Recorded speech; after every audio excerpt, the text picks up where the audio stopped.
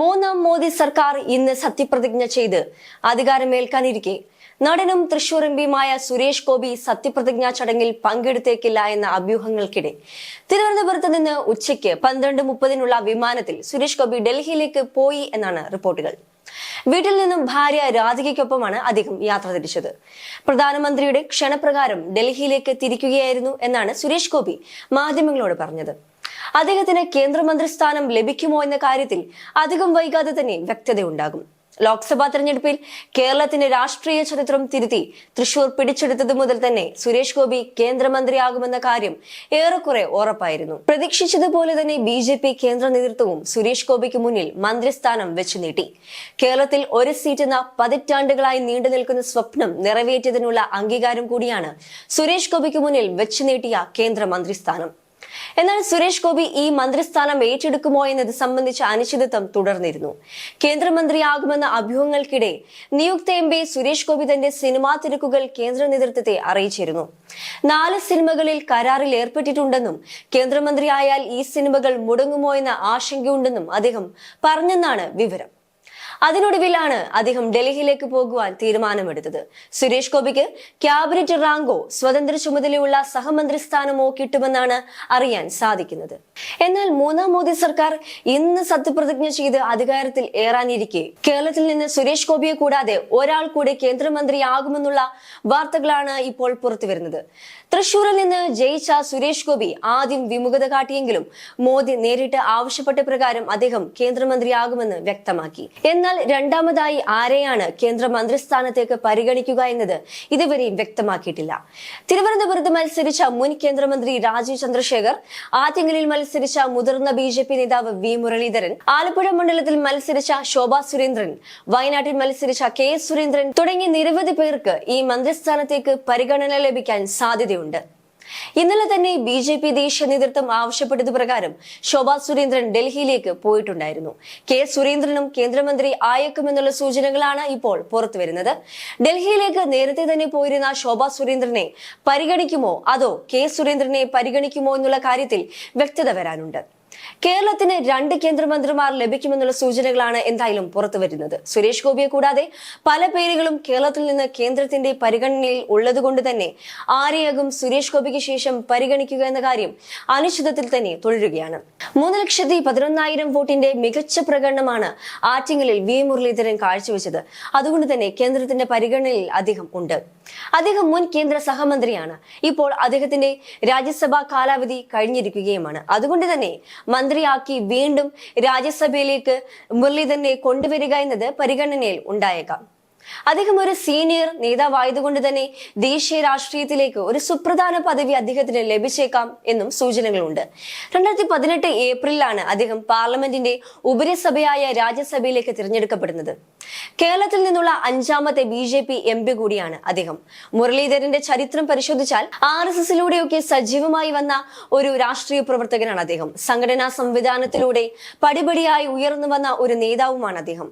കൃത്യമായ രാഷ്ട്രീയ ബോധമുള്ള ആളും അദ്ദേഹത്തിന് പ്രസ്ഥാനത്തിൽ തന്നെ ഉറച്ചു നിൽക്കുന്ന സീനിയർ നേതാവായതുകൊണ്ട് തന്നെ അദ്ദേഹത്തിന് പരിഗണനയിൽ എടുക്കുമെന്നുള്ള സൂചനകളും വരുന്നുണ്ട്. അതുകൊണ്ട് തന്നെ അദ്ദേഹത്തിന് സംഘടനാ സംവിധാനത്തിലുള്ള പ്രത്യേകം ഒരു നേതൃനിരയിലേക്ക് കൊണ്ടുവരാനും സാധ്യതയുണ്ട്. മറ്റൊരാൾ ശോഭാ സുരേന്ദ്രനാണ്. തെരഞ്ഞെടുപ്പുകളിൽ തുടർച്ചയായി നേട്ടമുണ്ടാക്കിയ BJP നേതാവായ ശോഭാ സുരേന്ദ്രന് ഉന്നത പദവി അണിയറയിൽ ഒരുങ്ങുന്നതായി റിപ്പോർട്ടുകൾ വന്നിരുന്നു. ഇതിന്റെ ഭാഗമായി ശോഭയെ കേന്ദ്ര നേതൃത്വം ഡൽഹിയിലേക്ക് വിളിപ്പിച്ചിട്ടുണ്ടായിരുന്നു.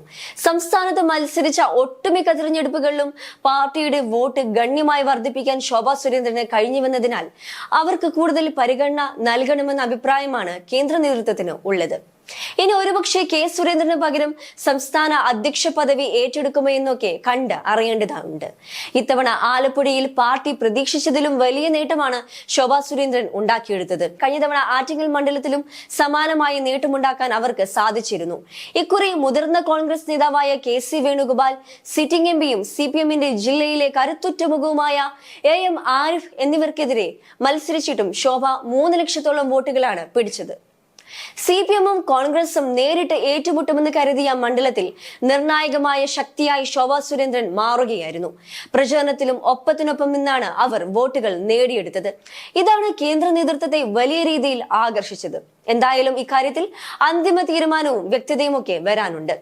ശോഭാ സുരേന്ദ്രനെ ഡൽഹിയിലേക്ക് വിളിപ്പിച്ചിട്ടുള്ളത് കൊണ്ട് തന്നെ അവർ മന്ത്രിസ്ഥാനത്തേക്ക് എത്തുമോ എന്നുള്ള കാര്യവും ചർച്ചയാകുന്നുണ്ട്.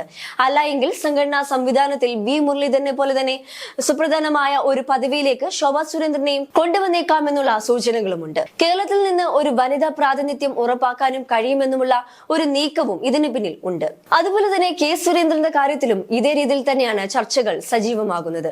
രാഹുൽ ഗാന്ധിയോടൊപ്പം വയനാട്ടിൽ മത്സരിച്ചിട്ടും വലിയ രീതിയിലുള്ള ഒരു വോട്ട് വിഹിതം ഉയർത്തുവാൻ അദ്ദേഹത്തിന് സാധിച്ചിട്ടുണ്ട്.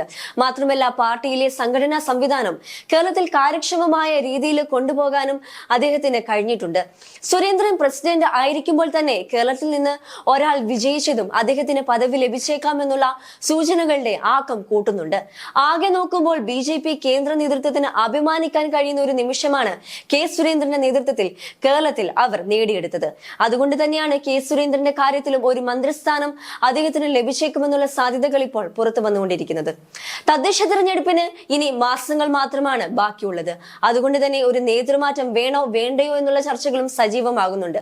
മറ്റൊരു പ്രസിഡന്റ് ഇനി പുതിയതായി വരുന്നതിനേക്കാൾ ഇപ്പോഴുള്ള സാഹചര്യത്തിൽ ഇപ്പോഴുള്ള സംവിധാനത്തിലും കെ സുരേന്ദ്രൻ തന്നെ കേരളത്തിൽ പാർട്ടിയെ നയിക്കണമെന്നുള്ള അഭിപ്രായവും പാർട്ടിയിൽ നിന്ന് തന്നെ ഉയരുന്നുണ്ട്. ഈ താല്പര്യം പാർട്ടി കേന്ദ്ര നേതൃത്വത്തെ അറിയിച്ചിട്ടുണ്ട്. ഉടലെടുത്തേക്കാൻ സാധ്യതയുള്ള പടലപ്പിണക്കങ്ങൾ എല്ലാം മാറ്റിവെച്ചുകൊണ്ട് തിരഞ്ഞെടുപ്പിനെ മുന്നിൽ കണ്ടുകൊണ്ട് ഒരുങ്ങാനാണ് പാർട്ടി ഇപ്പോൾ ആവശ്യപ്പെടുന്നത്. എന്നിരുന്നാലും സുരേന്ദ്രന്റെ കാര്യത്തിൽ കേന്ദ്ര നേതൃത്വത്തിന് ഒരു പ്രത്യേക പരിഗണന ആണുള്ളത്. രാജ്യസഭയിലേക്ക് അദ്ദേഹത്തെ കൊണ്ടുപോകുമോ അതോ അധ്യക്ഷ സ്ഥാനത്തേക്ക് തന്നെ അദ്ദേഹത്തെ നിലനിർത്തുമോ എന്നുള്ള സാധ്യതകൾ നിലവിൽ നിലനിൽക്കുന്നുണ്ട്. തെരഞ്ഞെടുപ്പിനെ മുന്നിൽ കണ്ടുകൊണ്ട് ഒന്നിൽ കൂടുതൽ നേതാക്കളെ കേരളത്തിൽ നിന്നും പരിഗണിക്കേണ്ട ഒരു സാഹചര്യമാണ് നിലവിൽ കേന്ദ്ര നേതൃത്വത്തിന് മുൻപിൽ ഉള്ളത്. എന്നാൽ പട്ടികയിൽ പേരുള്ളതിൽ ആരെയാകും പരിഗണിക്കുക, ആർക്കാണ് രണ്ടാമതായി മന്ത്രിസ്ഥാനം ലഭിക്കുക എന്നത് വളരെ വൈകാതെ തന്നെ നമുക്ക് അറിയാൻ സാധിക്കും.